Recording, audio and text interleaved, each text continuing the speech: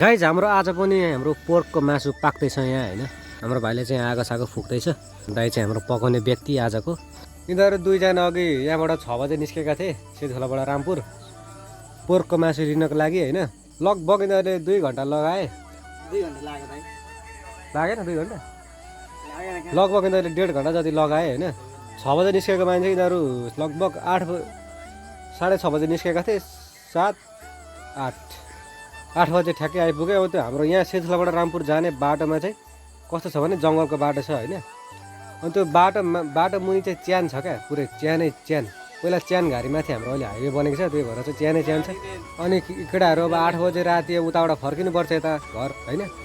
फर्किने क्रममा गर्दाखेरि चाहिँ अब मासु लिएर आउँदाखेरि भुतसुतले यसो पछ्याउने ओर्ने यताउता हुन्छ क्या लफडा। त्यही भएर चाहिँ डर लागेको थियो। तर केटाहरू सकुशल आइपुगे, खुसी लाग्यो। अब मस्तसँगले दाजुभाइ 3 जना बसेर चाहिँ आज फेरि 500को पोर्क हान्नुपर्छ गाइज। दाजुभाइ मिलेर पकाउँदैछन् नि गाइज। अब हामीले लगातार म सेतखोला आएदेखि हामीले 4 चोटि भइसक्यो, सायद 4 चोटि 3 चोटि भइसक्यो खाएको पनि। त्यही हो गाइज। अब जस भिडियो कस्तो लाग्यो, thanks for watching, bye by.